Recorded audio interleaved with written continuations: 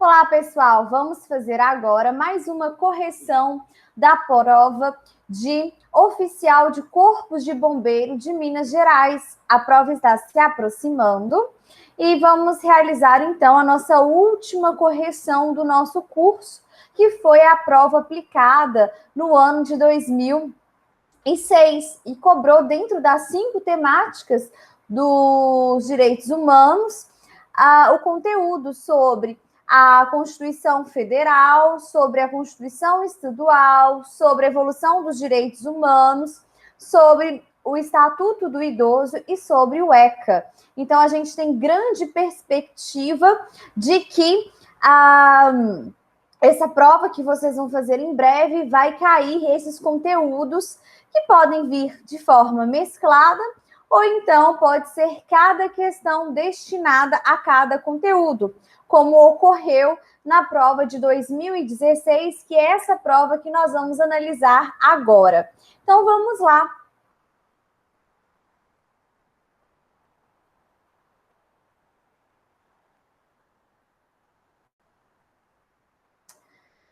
Vamos ver, então, essa provinha que começou lá na questão 26, direitos humanos. Considerando que expressamente prevê a Constituição da República Federativa do Brasil, é correto afirmar que a erradicação da pobreza e da marginalização constitui A. um direito individual fundamental, B. um direito político, C. um princípio do Estado democrático ou D. um objetivo fundamental da República. Bom, quando nós temos a erradicação da pobreza e da marginalização, nós vamos lembrar dos objetivos que constituem a República Federativa do Brasil, que vai estar previsto lá no artigo 3º da Constituição. Então, vamos observar. Veja bem, constituem objetivo, né? Ou seja, metas a se alcançar através aí da República Federativa do Brasil. E são aí metas fundamentais, essenciais. Primeiro, construir uma sociedade livre, justa e solidária. 2, garantir o desenvolvimento nacional. 3, que importa para a gente, erradicar, acabar com a pobreza e a marginalização e reduzir as desigualdades sociais e regionais. Inciso 4, promover o bem de todos, sem preconceito de origem, de raça, sexo, cor, idade e quaisquer outras formas de discriminação. Aqui eu vou puxar um ponto com vocês em relação a tomar um certo cuidado com esse objetivo, erradicar a pobreza e a marginalização e reduzir as desigualdades sociais e regionais. Por quê? O que se vai buscar é acabar, né? Erradicar vem com acabar, por fim, né? A pobreza e a marginalização. Ninguém deve estar, né, na linha considerada ali da pobreza ou da marginalização e vai buscar a redução das desigualdades regionais e sociais. Por quê? Porque não é possível haver uma erradicação, um fim da desigualdade social e da desigualdade regional, até porque as desigualdades, elas sempre vão existir, né? As pessoas são diferentes, as regiões do nosso país são diferentes, nós vamos ter pessoas com mais poder aquisitivo, pessoas com menor poder aquisitivo. O que não pode ocorrer de forma alguma são esses bolsões de pobreza, esse ato, né? Essa concentração de renda. Tem até aquela música, né? Hoje eu escutei, por muito tempo não tocava na rádio, mas aí lembrando as músicas antigas, aquela música de que o motivo todo mundo já conhece, é que o de cima sobe e o de baixo desce, né? O rico fica cada vez mais rico e o pobre cada vez mais pobre. Então, o que vai se buscar é eliminar, é erradicar a pobreza e a marginalização. Por exemplo, a gente pode colocar, uma busca, um objetivo de erradicar a situação de pessoas que estão em situação de rua, né? De miserabilidade.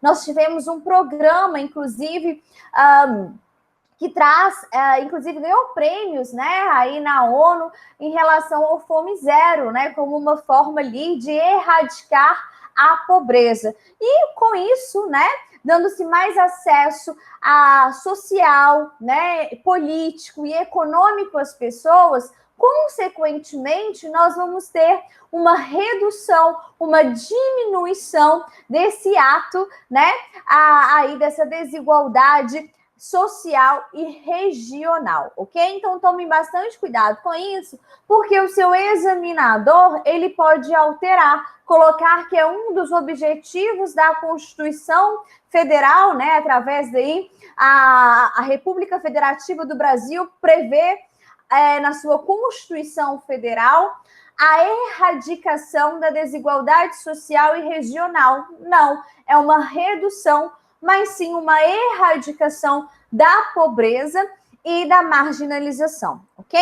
E aí, lembrando, os objetivos, como são métodos, né? Como são ali metas que se busca, nós vamos ter que eles vão estar no verbo do infinitivo, né? Então, construir uma sociedade livre, justa e solidária, garantir o desenvolvimento nacional, erradicar a pobreza e a marginalização e reduzir as desigualdades sociais e regionais e promover o bem de todos sem preconceito de origem, raça, cor, idade e qualquer outras formas de discriminação, ok? Então, esses são os objetivos fundamentais que nós temos da nossa República Federativa do Brasil. Aqui é importante a gente fazer um gancho, porque pode cair na sua prova também os princípios fundamentais. Quais são os feixes de luz que vão aí orientar o nosso ordenamento jurídico, né? Quais são ali os norteadores, os orientadores do nosso ordenamento jurídico? Quais são os princípios fundamentais que regem a República Federativa do Brasil, né? Quais são aí os mandamentos de otimização, utilizando aí a doutrina de Robert Alexy? Então, vejamos. O parágrafo, nós vamos ter, o artigo 1º da Constituição Federal. A República Federativa do Brasil, formada pela união indissolúvel dos estados, municípios e Distrito Federal. Então, a gente tem aqui, mais uma vez, a vedação da secessão, né? Nós somos ali um estado federativo, constitui-se em estado democrático de direito e tem como fundamentos a soberania, a cidadania, a dignidade da pessoa humana, os valores sociais do trabalho e a livre iniciativa, e o pluralismo político, né? Cuidado que não é pluralismo partidário. O pluralismo partidário, ele está dentro, ele é uma espécie do gênero pluralismo político, né? Inclusive, a pessoa não pode ser filiada a nenhum partido, mas ela tem o direito de manifestação política, né? De ter aí seu posicionamento político, ok? Então, por isso que nós temos pluralismo político e não pluralismo partidário, ok? Bom, a independência dos poderes também é importante, né? A gente tem aí o artigo 2º, são poderes da União, independentemente, né? Então, eles são independentes e harmônicos entre si, por isso que nós temos, né, a questão do check balance, né? É o sistema de freio e contrapesos entre o legislativo, cuja função típica é legislar, né, apresentar ali projetos de leis, aprovar leis, né, o executivo, que é administrar, e o judiciário, que a sua função típica vai ser julgar, ok? Aqui é importante, nós vamos ter o poder judiciário, tanto em relação aos entes, nós vamos ter aqui, né, nos entes federados, nós vamos ter a nível federal, a Justiça Federal, quanto a nível da Justiça Estadual e a distrital. Mas nós não temos o poder judiciário na competência do município. Então, fica aí também essa dica. Nós vimos, né, quais são ali os objetivos fundamentais da República Federativa do Brasil, o artigo 3º, E nós temos também o artigo 4º, que são os princípios que regem o Brasil nas suas relações internacionais. Isso é muito importante, né? Então, nós temos independência nacional, prevalência dos direitos humanos, olha aí, autodeterminação dos povos, não intervenção, a igualdade entre estados, defesa da paz, solução pacífica dos conflitos, repúdio ao terrorismo e ao racismo, cooperação entre os povos para o progresso da humanidade e concessão de asilo político, ok?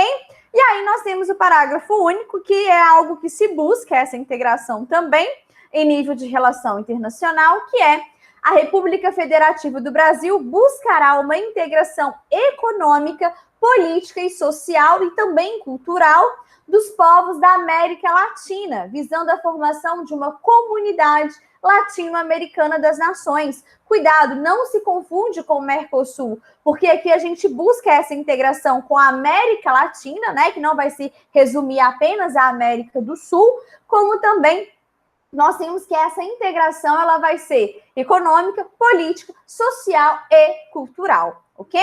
Então fica aí a dica para a resolução dessa questão. Então a assertiva a ser marcada vai ser a D. É correto afirmar que a erradicação da pobreza e da marginalização constitui um objetivo fundamental da República. Questão 27.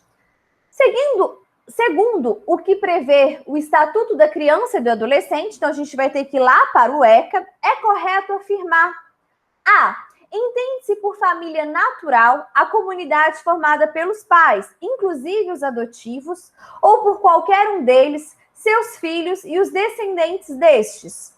B. O reconhecimento do estado de filiação é direito personalíssimo, indisponível e imprescritível, sendo vedado o segredo de justiça.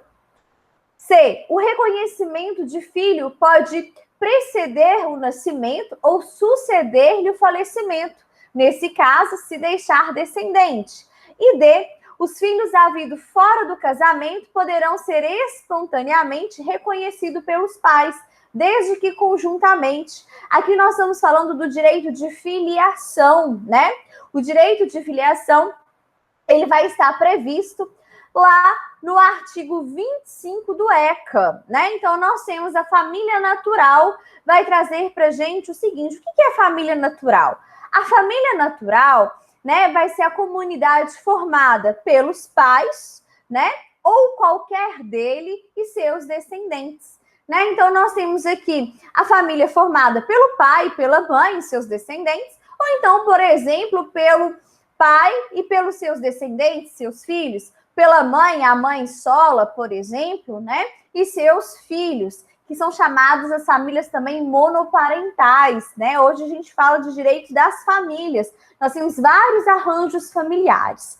Então, segundo o ECA, nós temos que família natural é uma comunidade formada pelos pais ou qualquer deles, pai e mãe, e seus descendentes. Aqui não entra a questão dos pais adotivos, porque os pais adotivos fazem parte da chamada família substituta, não faz parte da família natural, ok? Então, que fique isso bem claro, família natural não vai ser composta de pais adotivos, ok? Porque os pais adotivos, eles vão integrar ali a família substituta, ok? Então, a gente sabe que a letra A não está correta, né? Por causa que ela engloba aqui, inclusive, os adotivos. B. O reconhecimento do estado de filiação é um direito personalíssimo, sim. Indisponível, correto.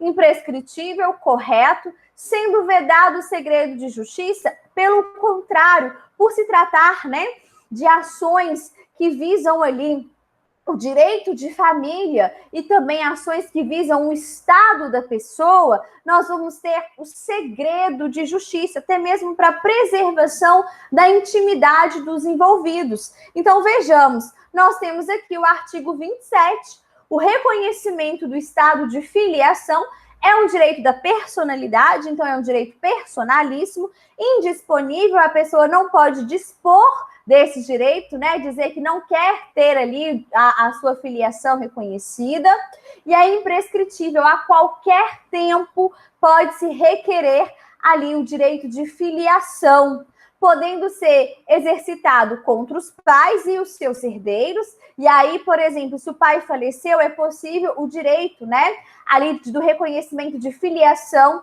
através, por exemplo, da ação de investigação de paternidade pós-mortem, que aí nós vamos ter que o polo passivo vai ser em relação aos herdeiros, ok? Sem qualquer restrição, observado sempre o segredo de justiça, devido aí à preservação do direito à intimidade, ok? Então, nós vamos ver que está errado devido a essa questão de sendo vedado. Pelo contrário, é necessário o segredo de justiça, segundo aí o artigo 27 do ECA. O reconhecimento de filho pode preceder o nascimento ou suceder-lhe o falecimento. Nesse caso, se deixar descendente. Perfeito. É o que nos traz aqui também o ECA, o parágrafo único do artigo 26. O reconhecimento, ele pode preceder, ele pode vir, né, ali do nascimento do filho, ou pode, né, suceder ao falecimento, desde que esse filho deixe ali descendentes, ok? Então, a assertiva a ser marcada vai ser a letra C. Mas vamos ver por que não é a letra D. Os filhos havidos fora do casamento poderão ser espontaneamente reconhecidos pelos pais? Perfeito! Desde que conjuntamente, pode ser de forma conjunta ou em separado. Então, vejamos aqui, o erro, né, se encontra pelo fato de ser apenas conjuntamente, conforme está descrito na assertiva. Os filhos havidos fora do casamento poderão ser reconhecidos pelos pais, conjunta ou separadamente, no próprio termo de nascimento, lá na certidão de nascimento, por testamento, mediante escritura ou outro documento público, qualquer que seja a origem da filiação. Hoje é plenamente possível que uma pessoa reconheça a paternidade de outra através da escritura pública, lá no cartório de notas, né? Desde que a gente tenha ali a questão que preenche os requisitos, né? E sejam pessoas maiores e capazes, ok? Então, nós temos aqui esse reconhecimento voluntário, inclusive por meio de escritura pública. Não sendo necessariamente, né, sempre necessário se recorrer ao judiciário. Então, a assertiva a ser marcada é a letra C. O reconhecimento do filho pode preceder ao nascimento ou suceder-lhe ao falecimento, nesse caso, desde que deixe descendentes. Questão 28. Vamos lá. Prevê a Constituição de Minas Gerais que, respeitado o conteúdo mínimo do ensino fundamental, e ele é obrigatório e gratuito, fixado pela União, o Estado deverá fixar conteúdo complementar, né? Essa ação do Estado tem especificamente o objetivo de elevar o padrão de qualidade do ensino e garantir a formação para o trabalho. B, promover o respeito à liberdade, o apreço e a tolerância. C, garantir o pluralismo de ideias e concepções filosóficas, estéticas, políticas e sociológicas. Ou D, assegurar a formação política, cultural e regional. A assertiva a ser marcada, ela é bem específica, tá? E aí nós vamos ter que nos socorrer à própria Constituição Estadual, artigo 200, respeitado o conteúdo mínimo do ensino fundamental estabelecido pela União, o Estado lhe fixará conteúdo complementar com o objetivo de assegurar formação política, cultural e regional. Então, nós vamos marcar nessa assertiva, vai ser a letra D, assegurar a formação política, cultural, regional. Questão 29. Segundo o Estatuto do Idoso, então a gente vai ter que ir lá para o Estatuto do Idoso, Tanto as entidades governamentais quanto não governamentais de atendimento ao idoso vão ser fiscalizadas, até porque os idosos fazem parte de grupos de vulneráveis, né?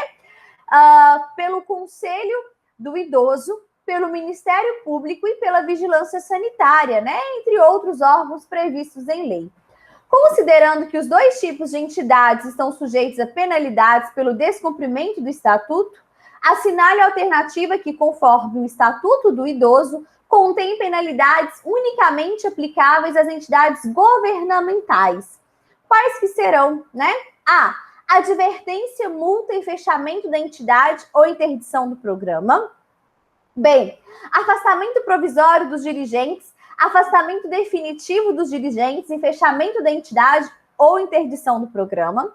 C. Advertência, suspensão parcial e total de repassos de verbas públicas e afastamento provisório de dirigentes. E D. Multa, proibição de atendimento ao idoso, a bem do interesse público e interdição da unidade ou suspensão do programa. Aqui fica um macete. Em relação às entidades não governamentais, a gente aplica multa. Quando nós falamos de entidades governamentais, não tem a multa. Então, a gente já elimina ali a A, né? A gente já vem e elimina a D.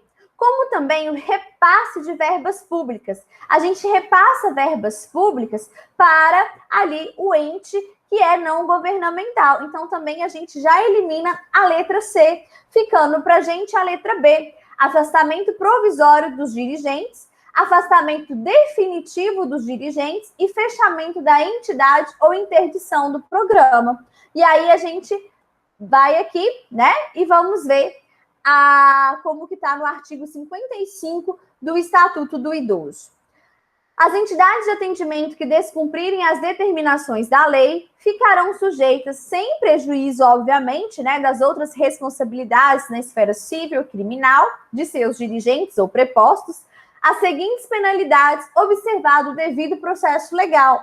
As entidades governamentais, advertência, afastamento provisório de seus dirigentes, afastamento definitivo de seus dirigentes, fechamentos de unidade ou de interdição de programa. E olha aqui, em relação às não governamentais, olha aí a dica para vocês: multa, suspensão parcial ou total do repasse de verbas públicas, interdição de unidade ou suspensão do programa e proibição de atendimento a idoso a bem do interesse público, ok?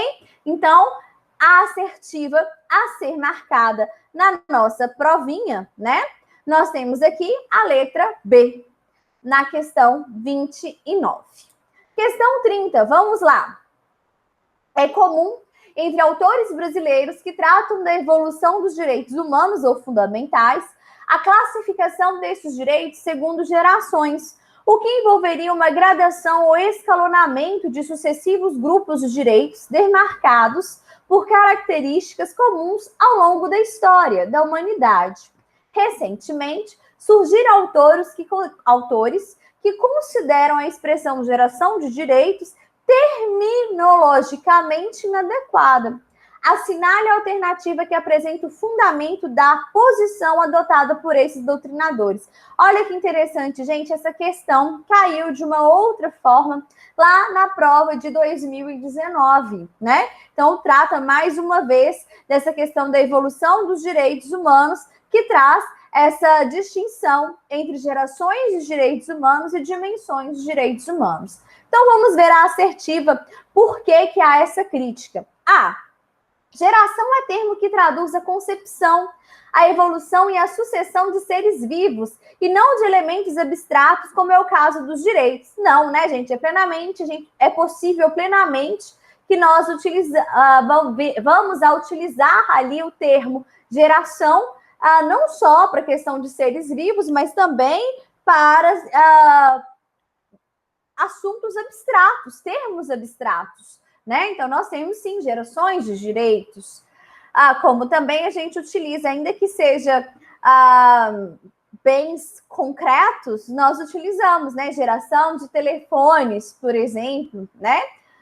Então, não é apenas ali restrito à questão da sucessão de seres vivos. Bem, O termo o termo geração pressupõe um espaço de tempo que, com pequenas variações, se repete, separando os graus de evolução com uma linearidade que não ocorre relativamente aos direitos humanos ou fundamentais. Não, né, gente? Nós temos aqui, não é essa justificativa, né? O termo aqui de geração, para que ele seja criticado, é em razão da possibilidade de uma substituição de um direito por outro. Então, também não entra ali a letra B. Letra C, envolve a ideia de surgimento espontâneo natural, que no caso dos direitos humanos, importaria em desprezar o histórico de lutas e conquistas que permeia a evolução dos referidos direitos. Não é essa concepção, né? Geração, inclusive, ela envolve ali uma mudança, tanto fática, né, quanto social. Há uma mudança na dinâmica, né? Há um movimento. Não é algo que surge espontâneo e natural.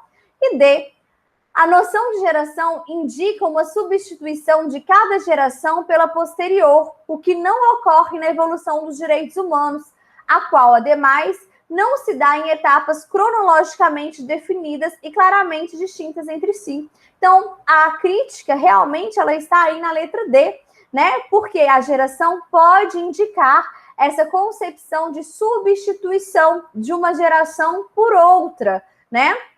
E a gente sabe que os direitos humanos também, nós não temos uma substituição que ela vai ser linear, né? Porque os direitos humanos, eles são históricos, eles surgem através do movimento da história, por meio dos movimentos sociais, e então a gente vai perceber que ao longo da dinâmica social, histórica, política, é que a gente vai ter o reconhecimento de novos direitos.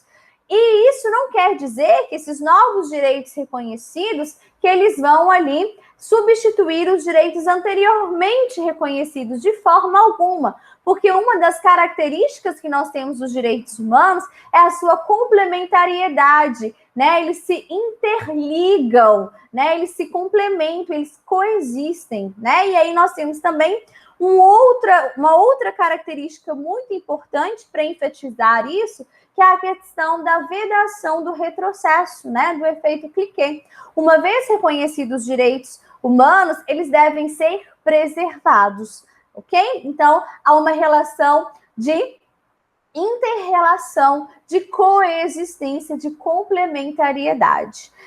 E aqui não podemos esquecer, né, só para dar para vocês mais um gancho, dentre as gerações ou dimensões, que seria ali o termo mais correto a se utilizar, nós temos os direitos de primeira dimensão, que são os direitos políticos, os direitos individuais, né, os direitos civis, e aí nós vamos lembrar lá da Declaração do Homem e do Cidadão, lá na nossa Revolução, né? Nós estudamos tanto a Revolução Francesa de 1789, né? São marcados pela mudança ali do Estado absolutista, em que o rei é a representação de Deus na Terra, para a busca de um Estado de direito, né? E aí a gente tem um próprio freio ao poder estatal, por isso que é chamado de direito negativo, né? Um direito de abstenção. Depois nós temos a questão dentro lá dos movimentos sociais, das greves, das buscas das melhorias em relação aos direitos trabalhistas. Nós temos a marca, né, da Revolução Russa em 1917. Nós temos as constituições que trazem pela primeira vez ali os direitos sociais, culturais e econômicos. Nós temos a Constituição de Weimar e a Constituição mexicana, né? A mexicana de 1917, a de Weimar de 1919. Nós vamos ter, né, logo após, a questão da proteção dos direitos, não apenas no âmbito individual, né, na esfera individual do indivíduo, mais meta-individual, transindividual, a busca pelo direito da solidariedade, da fraternidade, então a busca pelo meio ambiente ecologicamente saudável e equilibrado, a proteção ao erário público, ao patrimônio histórico e cultural, né? Então, a gente tem toda essa proteção ao direito do consumidor. Então, nós temos uma proteção aos direitos difusos, aos direitos transindividuais, aos direitos coletivos, que marcam esses direitos da fraternidade, que são os direitos de terceira dimensão. Nós temos também os direitos de quarta dimensão, que marca o direito à informação, à pluralidade, à diversidade e à democracia, e o direito à quinta dimensão, que é aquele voltado para uma paz institucionalizada, aquela questão de combate ao terrorismo, né? Isso vem muito forte, principalmente com o ataque ali das Torres Gêmeas nos Estados Unidos. Então, não vamos esquecer essas dimensões de direitos humanos que provavelmente pode vir a cair na sua prova, tá bom? Então, aqui nós vamos marcar, então, a letra D de dado. Bom, então vejamos, pessoal, terminamos a análise dessa prova de oficial de Corpo de Bombeiro de 2016, né? Uma questão que foi muito bem delineada, que trouxe em cada questão, uma questão sobre a Constituição Federal, uma sobre o Estatuto do Idoso, a outra sobre o ECA, a outra sobre a Constituição Estadual de Minas Gerais e uma sobre a evolução ali característica dos direitos humanos, ok? Espero que vocês possam ter uma excelente prova. Vou ficar torcendo, me falem aí como que vocês foram. Espero ter contribuído muito com o estudo de vocês. Apesar de ser noções de direitos humanos, a gente trata outros microsistemas também do direito, que é o Estatuto da Criança e do Adolescente, o Estatuto do Idoso, a própria Constituição Estadual de Minas Gerais. E eu espero que vocês possam ter sucesso aí em todas as etapas desse concurso. E eu estou à disposição de vocês e aguardo notícia e muita boa sorte, né? Fiquem tranquilos, será uma prova fácil, vocês já estão aí acostumados com o conteúdo, já estão familiarizados com as formas das perguntas, nós fizemos bastantes questões, não foge muito disso. Então, é só manter a calma, a tranquilidade, ler bem as questões, ver se você está pedindo para marcar a correta ou a incorreta, né? Observar segundo qual diploma legal que está pedindo, se é segundo o ECA, se é segundo o Estatuto do Idoso, ou se é segundo a Constituição Federal ou a Constituição Estadual, ou se trata ali de uma questão mais aberta, voltada para a teoria geral dos direitos humanos. Então, espero que vocês possam brilhar, né, nessa nova trajetória de vocês e aguardo notícias. Um beijo grande e até a próxima.